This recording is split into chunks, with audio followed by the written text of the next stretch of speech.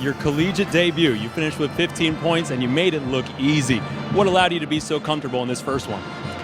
Just reps and reps. I was in here 4 hours early, getting all the nerves out, getting a lot of shots up, and it paid off. When my number was called, I was ready. Unfortunately, JJ went out. I had to step in the second half and play with the first 5 guys, and I took advantage of the opportunity. Welcome everybody to the Sports Culture, all things sports. It's Jay Banfo, and we got to talk about Kiyan Anthony. But before we get into that, like, comment, share, subscribe, and thanks for your support. So on this channel, I haven't really covered college basketball, but I am tuned in to what's going on.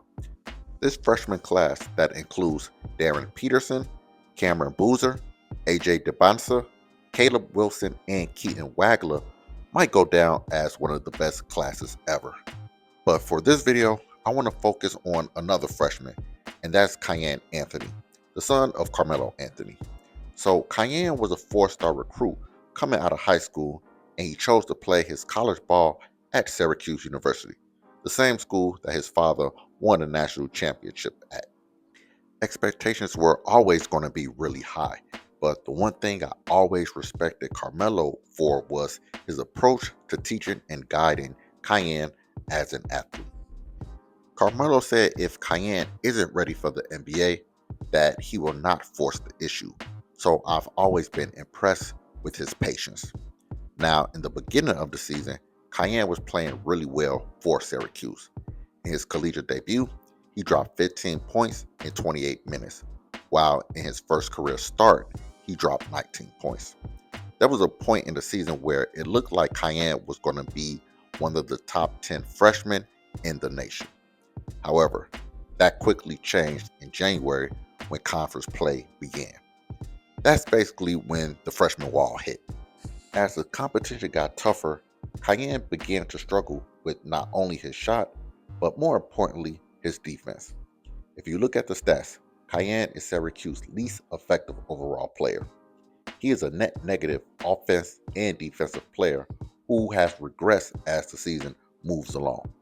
Now, everything came to a crossroads when Syracuse lost to Virginia 72-59. In that game, he did not play due to a coach's decision. Just, my decision, again, it was something that this is a physical team, experienced team, and I just, that was just my decision, nothing else, no injuries, anything like that. It's no narratives about any of this stuff, man. I just made the decision. That was just my decision that I made today. Once again, I have to give Carmelo Anthony credit for how he's been guiding his son, Kiyan. On an IG post after the loss and benching, Carmelo said, "He'll be good. They say it's part of the journey. A little adversity don't hurt." And he's absolutely right. For the most part, all freshmen go through some type of adversity throughout the season. This story isn't anything new, and I think Kiyan will be fine as long as he continues to work hard and not make any excuses. Now, if he thought he was going to be a one-and-done freshman, I'm here to say that's not happening.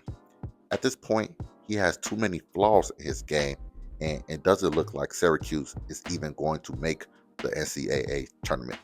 But like Melo said, there's nothing wrong with adversity. And also credit to Kiyan.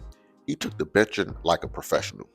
You could still see him cheering for his teammates and still being engaged in the game. No question he was frustrated, but he's handled the situation respectfully. So what's the next step in his journey? He has to remain focused on his craft and improve his shot making and defense. Remember, he's a true freshman going through the typical freshman wall. Hopefully he can crack the rotation next game and bounce back this season.